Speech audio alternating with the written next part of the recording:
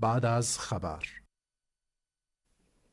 بسم الله الرحمن الرحیم. درنو لیدونکو او اوریدونکو د سلام په وړاندې کولو سره زه محمد شفیق وردګ له خپل درانه میلمه سره له خبر وروسته خپرونه کې ستاسو په چوپړ کې یم. لکه څرنګه چې خبر یاست په دې وروستیو کې په داس حال کې چې د هیوادوالو د هیلو سترګې د قطر په لور وې د پخلاینې د خبرې له خنډونو او اختلافاتو سره مخ شوي او همدارنګه د دې خبرو له پیل سره د هیواد په بېلابېلو برخو کې خونړي بریدونه ډېر شوي او جګړې ته زور ورکړل شوی چې د هلمند جګړه یې وروستۍ پیښه ده. په دې هکله چې په قطر کې د پخلاینې خبرو بهیر د بندېدو او یا ستر لاملونه څه کیدای شي، له دې سره چې له خبرو نږدې 3 اونۍ تېرېږي خو دوی تر اوسه هم یوې لومړنۍ هوکړې ته نه دي رسېدلي. د خبرو بریالیتوب ته هیلهمندي څومره ده؟ راسره په بحث کې ګډون کړی د ولسي جرګې غړي ښاغلي سیلاب صاحب. وکیل صاحب سړی باشي، بخیر راغلی. سلامت عزتمند. در سره مخکې تاسو د تلویزیون تخنیکي او اداري همکارانو ته او ستاسو د تلویزیون ټولو مینوال ته سلامونه او درنښت. وعلیکم السلام. وکیل صاحب، په قطر کې د پخلاینې خبرو بهیر د بندېدو یا ځنډېدو ستر لاملونه څه کیدلی شي؟ پر ځینې ترخه حقیقتونو باندې موږ تاسې سترګې نسو پټولی. اول چې دغه خبرې د سولې خبرې شروع سولې، د سولې خبرې ته ټول افغانان ډیر خوشبینه و، ډیر ایلمن و. ورته تاسو ویل خلک د کورو څخه راووتل، پر سړکانو باندې ډولونو، رقصونو، اتڼونه شروع کړله. چا د طالبانو مخ ته د طالبانو او د نړیوالې ټولنې یا د امریکا ترمنځ د سولې اوکړلیک امضا سو او دغه د اصول اوکړلیک به د افغانانو ترمنځ باندې بین افغاني مذاکراتو ته زمینه مساعد کی. د هغه څخه چې د طالبانو او د امریکا په منځ کې د سولې اوکړلیک امضا سو، دغه څخه وروسته یو څه اندازه د جنګ شدت و، که څه هم هلته د خشونت د راکمېدو خبره سوی، ولې جنګ شدت پیدا کړي. د ولس په منځ کې یو څه لږ ویره او اندېښنه زیاته سوله چې آیا دا د سولې اوکړلیک او که د جنګ اوکړلیک د جنګ یو نوی اعلان وسو. د افغانستان په ټولو ښارو کې متاسفانه او بدبختانه د جنګ ساحه پراخه سوله. دغه څخه وروسته خلک د افغانانو په مابینځ کې د سولې و بین افغاني مذاکراتو ته و خبرو ته ډیر ایلمند و او د ګوتو په شمار ورځې ورته حسابلې چې دغه مذاکرات شروع سي او موږ هم لکه نور نړۍ په رقم باندې ژوند ولرو او د اوساینې او خوشحالۍ ساه واخلو. اوس موږ ژوند نه کوو، اوس موږ فقط د ژوندي پاتې کېدلو دپاره هڅه کوو چې څه رقم ژوندي موږ پاتې سو. وختې چې د دوی په بین الافغاني مذاکرات شروع سوله، د هغه څخه وروسته نور هم د جنګ ساحه پراخه سوله او جنګ شدت موند.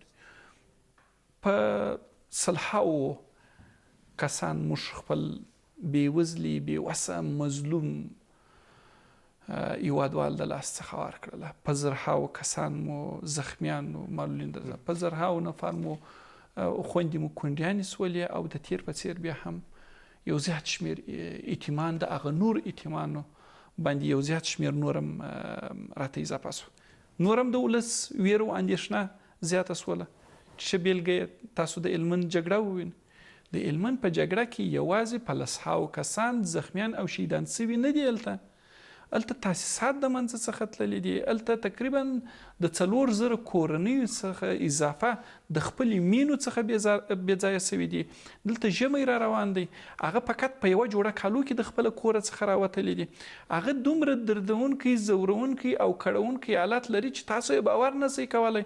هغه د اغوستلو دپاره کالي نه لري، د خوب دپاره بستره نه لري، د اوسېدو دپاره ځای نه لري، د تداوی دپاره، د سر د درد دپاره یوه دانه ګولۍ نه لري او د خوراک دپاره غذا نه لري. وخت چې دا ټول شان یو انسان، یو بشر ونه لري، د هغه ژوند تاسو څنګه ارزیابي کوئ؟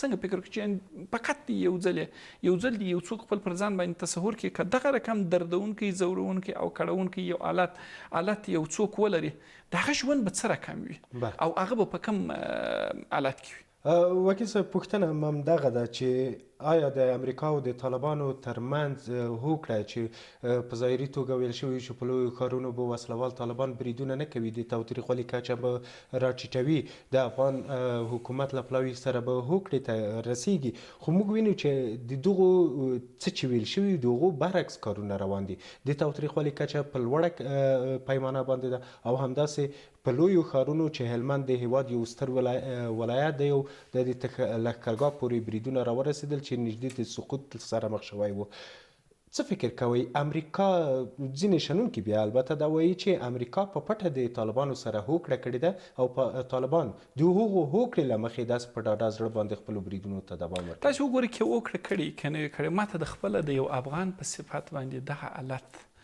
د زغملو نه دی ما ته خپله ډېر دردونکی ځورونکی کړونکی او د اندازې څخه زیات ویرونکی حالت دی دا حالت چې دغه اوس موږ تاسې قرار پکښې لرو او ډېر شرمونکی دی راته موږ به پخوا ویله به موږ ویله چې دا جګړه پردی د پاکستان او امریکا او یا نور هیوادونه نه غواړي چې په افغانستان کې صلح راسي موږ یې ټوله درواغجن ثابت کړل نړیوالې ټولنې موږ درواغجن ثابت کړو پاکستان موږ درواغجن ثابت کړلو اوس هغه موږ ته زارۍ کوي چې وایي تاسو سوله وکړئ موږ صلح نه کوو دا ډیره شرمونکې دردونکې ځورونکې او کړونکې ده او دا یو ډیره تاریخي بدنامي ده تاسو وګورئ دا دې خبرې نه دي دا تاریخ سبا دغه کې موږ څو عمر چې خدای پاک زموږ په خوښه باندې خدای پاک چې زموږ په خوښه باندې ژوند راکړي څونه عمر مو نور ژوندی ژوند موږ ته راکړي چې زموږ په خوښه باندې راکړي یعنې څو عمر موږ د خدای پاک څخه وغواړو دا یو تاریخي نور نړیواله ټولنه هم خسته سوې ده د افغانستان د جنګ څخه خسته سوې ده ستړې سوې ده نه نړیواله ټولنه د افغانستان د جنګ د مصارفو برداشت توان لري چې دغه مصارف برداشت کړي او دغه مصارف نور وزغمي او نه هم په افغانستان کې نور غواړي چې بدنامه سي او نه خپل وخت ضایع کړي یعنې په افغانستان کې دوی ته کومه ګټه ورسیږي دوی ته کومه ګټه په افغانستان کې ورسیږي راغلل موږ په میلیاردونو ډالر دلته په افغانستان کې مصرف کړل په زرهاو کسان یې دلته ووژل سوله په زرهاو کسان یې معلول سوله بالاخره په نتیجه کې بدنامه سوله نور دوی نه غواړي چې دلته یا ځان مصروفه کړي او نور دوی نه غواړي چې یا ځان بدنامه کړي او دوی نور نه غواړي چې په داسې یو جګړه کې ځان ښکیل کړي چې بغیر د بدنامۍ څخه او بغیر د ډیرو مصارفو د دیو څخه خو دغلته ګرام ټول افغانان دي په خپله او په افغانانو کې طالبانو حکومت ګوره تا ته هغه څوک چې موږ د کافر فتوا پر ورکوو هغه راځي موږ ته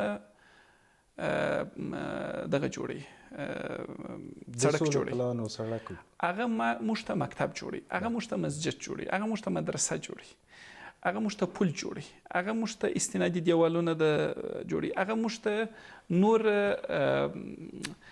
منفیه ځایونو پارکونو دا راته جوړي موږ ورځو دا په ټکټر باندې سړکان اړو یا انفجار ورکو او یا هم هغه له منځه څخه وړو او یا هم ور واچوو په دې کې ګرم څوک دی کم کافر و افغان ته ویلی دي چې موږ هم ځان ته مسلمان وایو او د 15,000 کلن تاریخ دعوا موږ کوو چې موږ 15,000 کاله تاریخ لرو کم کافر و دغه مسلمان ته ویلی دي چې ته واخه دغه مین واخه تر هغه پل لاندې که یا دغه مین دغه د تیلو ډبه او پټرول واخه پر هغه مکتب باندې وشنده د پرون پر اجتماعي رسنیو باندې فیسبوک یو چا د اقرا د برنامې یو 4-5 مکتبه دغه کړي وو هغه کیفیت یې ښوولی تاسو باور وکړئ که د دغه څخه په خټو باندې جوړ شوی وای کیفیت یې تر دې څخه لوړ دی په سیمنټو باندې جوړ کړی چې دا هر ځای ته به دې لاس راواچوي لکه ریګ هغه ځای به راوشوړېدی نو اوس تا ته کافر ویلی دی چې دغه مکتب دې دغه رقم جوړ کړو خو په دغه مکتب کې یا زما زوی دغه کېږي یا زما لور ده یا زما خور دی یا زما د اکا لور د ماما لور هغه لیرې څوک چې هغه د اسلام د مبین دین د احکام پر رڼا کې زما خور ورور دی چې په دغه ځای کې تربیه کېږي دا پړم تاسې پر بهرنیانو باندې اچوئ یعنې دلته داسې سوله اوس د بهرنیانو تبر ته موږ لاس دی ور واچوي او د دوی څه چې خبرې کړې وي هغه ټولې په حقیقت باندې بدلې شولې. یعنې دوی صلح غواړي، دوی د افغانستان جوړ غواړي او موږ په خپلو کې نه سره غواړو. خو دې اوس خو افغانان سره ناست پر ډېرو جزئي مسایلو باندې او دلته پر هر 24 ساعته کې د دواړو طرفو څخه په سلهاوو کسان خپل شیرین ژوند د لاس تصور کوي. تاسو دلته ګورئ وایي چې 100 نفره د دواړو طرفه څخه د منځ څخه ولاړله، 100 نفره 50 نفره. تاسو د دې څه حساب ورته وکړئ چې د هر یو څخه هر یو د خپل کور نه نورو د هر یو څخه میرمن پاتې سوله، د هر یو څخه میرمن نه درلوده، خور ځینې پاتې سوله، ورور ځینې پاتې سو، پلار ځینې پاتې سو، د کورنۍ غړي دوستان، یعنې بسته یو کورنۍ ځینې پاتې سو. تاسو اوس وګورئ په دغه څومره په دغه څو لنډو ورځو کې چې جګړه دومره شدیده سوې ده، څومره کورنۍ د غم په ټغر باندې ناست دي. مننه وکیل صاحب، تاسو اشاره ورته درلوده چې په قطر کې په خپله غونډه یا ناسته د افغانانو ترمنځ پیل شوې ده. څومره باوري یاست چې دغه دواړه لوري به خپلواک کوي؟ دواړه وخت ضایع کوي، دواړه وخت ضایع کوي. نه خپلواکي تر کومه کچه اندازه؟ خپلواکي خو به تر اوسه پورې خبرې نه دي شروع سوي، تر اوسه خبرې نه دي شروع سوي، هغه بیا وروسته معلومیږي. تر اوسه پورې موږ خو دې ته منتظر چې اوس دوی خبرې شروع کړي، د خبرو څخه وروسته بیا سړی قضاوت وکړي چې دوی څومره خپلواکي دي. ولې یو شی دی چې دواړه وخت په دې کې هېڅ شک نشته، څوک سترګې نشي پټولی چې دواړه خوا وخت ضایع کوي.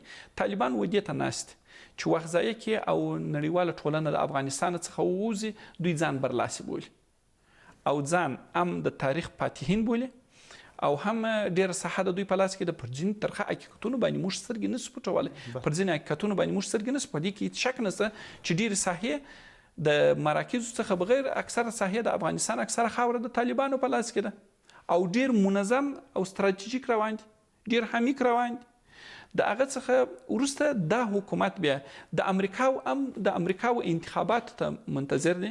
که داسې وشي چې ټرمپ انتخابات باید د هغه مقابل انتخابات وګټي، نو په افغانستان کې به بیا یو نوې څپره را خلاصه سي. په افغانستان کې به یو اوس دواړه په دغه باندې دغه دي. لیکن دلته د دوی د وخت په ضایع کېدلو کې او د تفاهم ته نه رسېدلو کې څومره افغانان ته روحي او رواني تکلیف ور پیدا کړي، ټول کاروبارونه ځای پر ځای باندې ولاړ او په هر 24 ساعت کې په سلهاوو کسان خپل شیرین ژوند د لاس څخه ورکړي. کاشکې د یو مور، د یو خور، د یو بچي ورسېدلی، ما به د ورځې دغه ټوله دردونه تر دوی پورې ورسولي وای چې تاسې هلته په مجلل هوټلو کې اوسېږئ او خپل تورې او شنې او خپل پلونه دا باندې خوري او دلته ستا ورور و خور و وطندار و دی د اور په لمبو کې سوځي او په وینو کې لمبي شي. هغه سوله به هغه کورنۍ څه کړي چې خپل زوی خاوند او ورور یې له لاسه ورکړی وي. او تاسو په خپلو خبرو کې ویلې چې طالبانو ډېره سیمه نیولې ده او منظم را روان دي، خو ځینې شنونکي بیا وایي چې طالبانو کې ډلې ویشل شوي دي، کیدای شي ویشل شوي وي ځکه چې وایي قطر کې هغه مرکچیان چې ناست دي او د افغانستان کې چې جګړې کوي دواړه سره همغږي نه لري. که چیرې دوی په خپلو کې اختلافات ولري، ویل کېږي چې طالبان د پاکستان تر اغېزې لاندې هم دي. پاکستان یې دغو اختلافاتو تاسې یووالی څنګه بولئ؟ دا خو هر څوک د خپل دیدګاه او د خپل معلوماتو پر اساس باندې دلته راځي او نظر ورکوي. زه د ټولو نظر ته احترام لرم ځکه چې هر یو د خپل دیدګاه څخه په یو موضوع کې نظر وړاندې کوي. تاسو د دوی یووالی او منظموالی تور دی که سپین دی. د دغه اختر کې په هغه تیره پله کې یو اعلان وکړي چې اوربند دی. په ټول افغانستان کې تاسو ټک ولیدئ؟ په ټول افغانستان کې تاسو ټک ولیدئ؟ دغه ادعا چې دوی کوي چې موږ یوه ډله یو، چې موږ وویل چې سوله دی په افغانستان کې د اوربند وي، هیڅوک حق نه لري چې ټک وکړي تر څو چې حکومتي ځواکونه پر تاسو باندې حمله وکړي، تاسو دفاعي حالت کې واوسیږئ. دا دوی ثابته کړله چې دوی یوه واحده قومندان دي او یوه ډله ده. دا دوی په عمل کې دوی ثابته کړه. دا چې شنونکي پر دې باندې نظر ورکوي چې دا پر څو ډلو باندې ویشل سوي دي او یا هم دوی یو واحده قومندانه ده یا د قطر دفتر و د افغانستان کې پاشلي طالبان سره بیل دي، نو بیا څنګه دوی چې په قطر کې د قطر څخه اعلامیه خپره کړله چې اوربند یې وڅي، نو څنګه په افغانستان کې بیا په ټولو دغه ولایتو کې یو دم جګړه بنده سوله او یو ټک هم ونه سو. ستاسو په نظر د دوی په مابينځ کې اختلافات نشته؟ زه نه یوازې چې اختلافات نه وینم بلکې ډېر ښه هماهنګي سره لري او ډېر ښه منظم سره روان دي او دغه ټولو بخشو ته ښه آمادګي هم لري. نو وکیل صاحب بله خبره دغه ده چې کوم اختلافات چې اوس په قطر کې د دواړو خواو ترمنځ را روان دي، حکومت وایي چې باید خبرو ته د اسلامي شریعت او سنتونو له مخې دوام ورکړل شي او طالبان وایي چې نه، د هغه هوکړې پر بنسټ کوم چې له امریکا سره موږ کړې ده، د امریکا د هوکړې له مخې د طالبانو له لوري د خبرو پر مخ بیول څومره دوی ته ګټوره لري او ګټه او تاوانونه په دغو دوو بحثو کې څه شي؟ داسې دی چې دواړې خواوې خپل زور ازمویي کوي او دواړې خپل ګټې لټوي. نه طالبان غواړي چې مؤثر تمام سي وجامع ټولنې ته و نه هم افغان حکومت. دواړه پر خپل مویموالي باندې الته بحث کوي چې څه رقم یو بل ته خپل ځان زورور وښي او په ټولنې کې مویم ور وښي. مشکل د دغه ځای څخه شروع کیږي.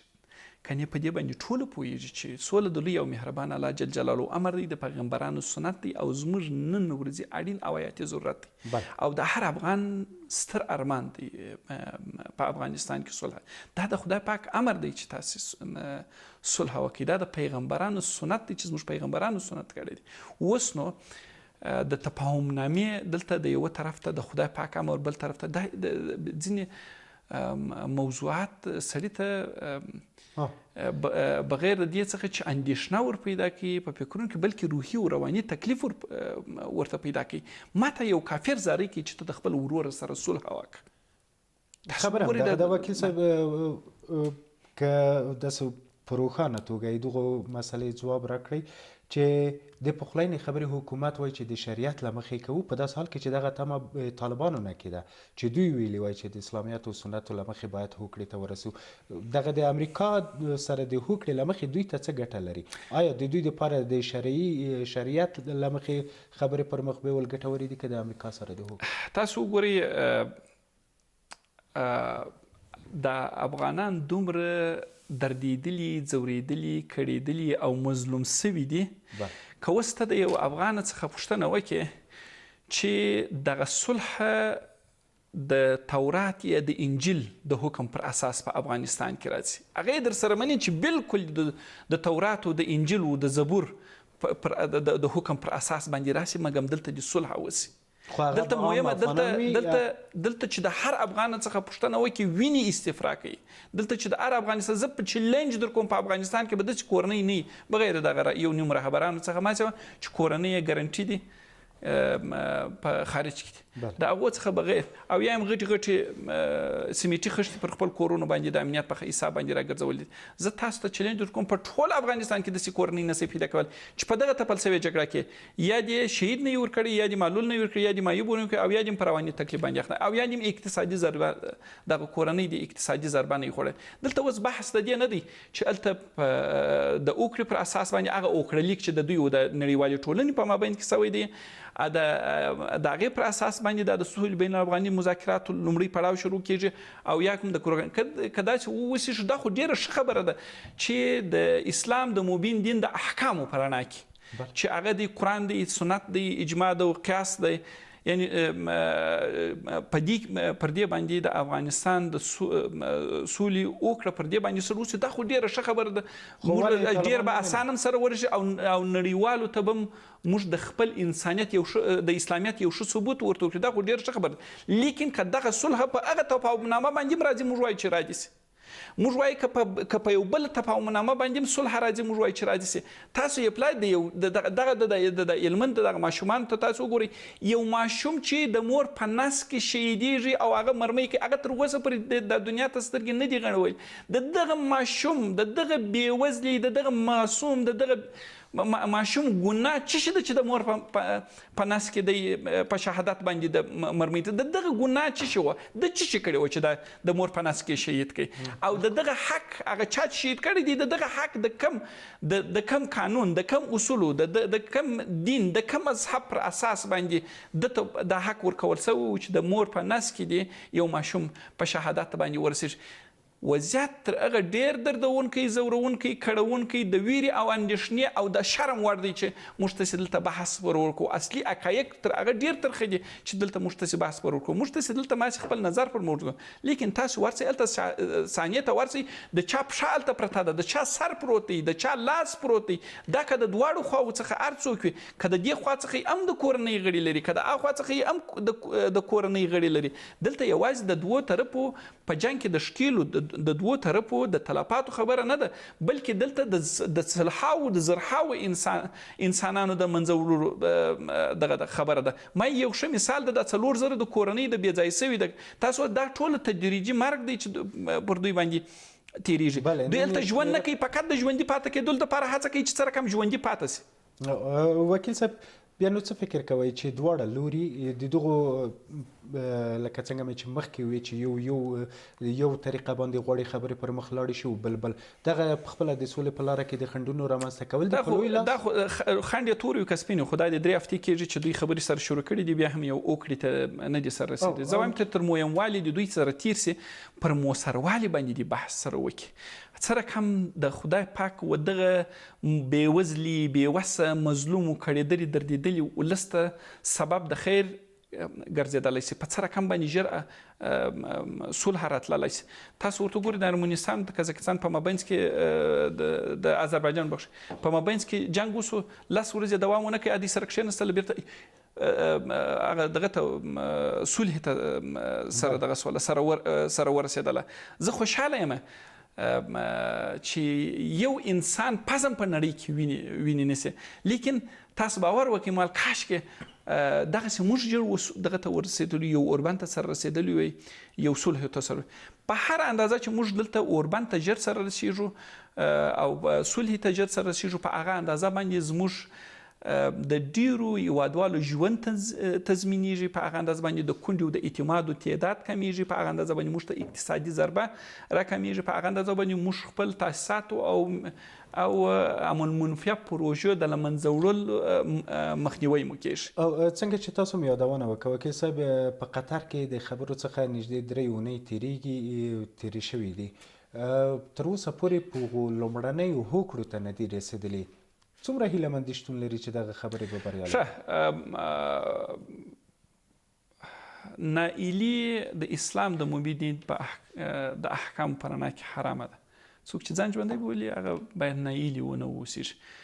زه خپله ناهیلي نه یم، ولې ویره او اندېښنه را سره ده، او ویره او اندېښنه مې هم د ولس چې هره ورځ د دوی دردونو، کړاوونو او د دوی د فامیلو چې خپل د فامیلونو د لاس څخه ورکوي او عامه تاسیسات او امن منفیه پروژې موږ د منځه څخه ځي، دغه مې ویره او اندېښنه را زیاته کړې دي، ولې خپله ناهیلي نه یم.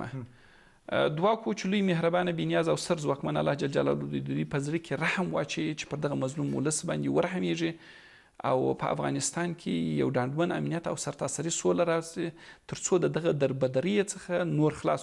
پر هر ځای باندې چې جنګ سوی دی په هغه علاقه کې د اقل 100 یا 200 کورنۍ د خپلو مینو څخه بې ځای سوي. اوس نو دا ژمی دی، هلته ماشومان جاړي، هغه مندې مو جاړي، هغه خویندې مو جاړي، خور دې سرتوره، مور دې سرتوره، لور دې سرتوره، په یوه جوړه کالو کې راځغلي. تاسو هلته یو ویډیو بله ورځ خپره سوې ده، تقریبا 10 که 12 دغه د هلته یو انفجار سوی دی، تیارې میندغه کړی دی، او که همدغسې دغه سوی دی، انفجار سوی دی، او دلته زموږ تقریبا یو 8 که 9 خویندې دي او یو څو ماشومان دي، د یو دیواله ته یې ځان دغه کړی دي، او هلته هغه انفجار ته ګوري چې د پولادو زړه ولري، زر ټوټې به وسي.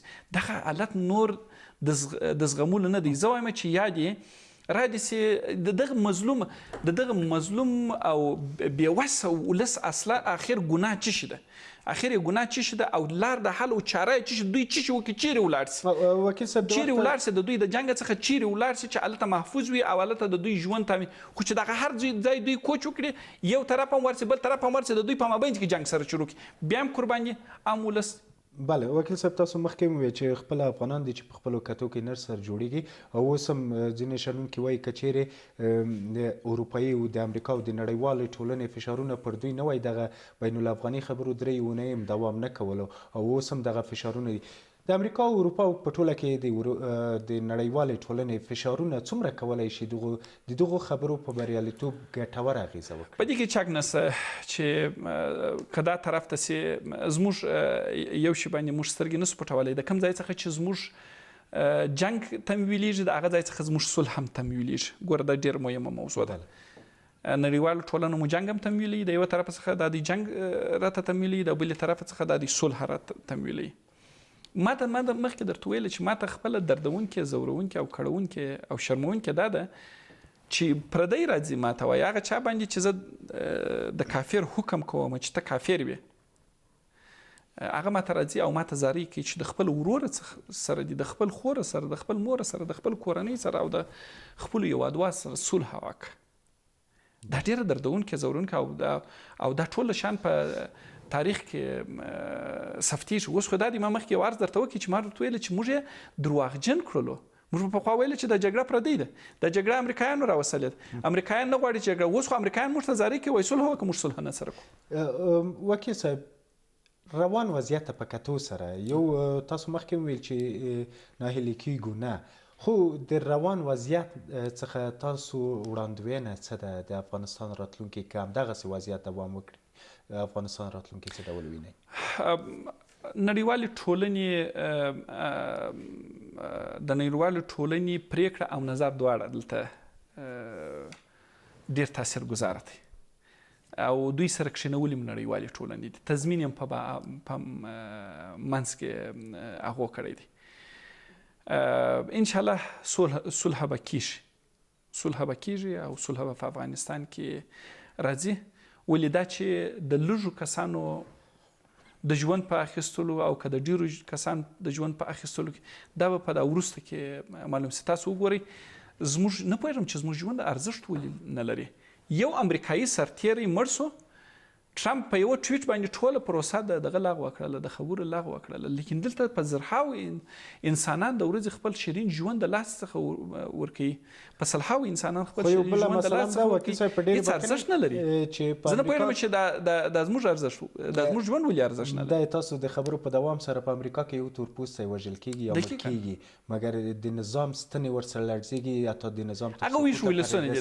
دا موږ په وار باندې دغه ده چې خدای ناخواسته که چیرې دغه د پخلینې خبرې له ناکامۍ سره مخ کیږي، عام افغانان په خپل افغانان څه ډول کومه لاره باید غوره کړي او څه باید وکړي تر څو چې ولس خپل راویښ نسي او خپل دغه رقم یو منظم حرکت خودجوش حرکت ونه کړي. لکه نورګو تاسو وګورئ په ترکیه کې نظامي کودتا وسوله. نظامي کودتا خپل هغه رهبرانو یې نه دغه کړی له منځه وړی، هغه کودتا هغو د منځه څخه نه وړي، بلکې ویښ ولس یې راولاړ سو. د ټانګانو مخ ته تاسو عکسونه ولیدل، د ټانګانو مخ ته پرېوتله او هغه کودتا مخنیوی یې وکړي، شانډه سوله. په امریکا کې ستنې په دې خاطر ولړزول سوې چې د هر کور څخه نر، ښځه، کوچنی، لوی، سپین سری، سپین ږیري ټوله پسې راووتله.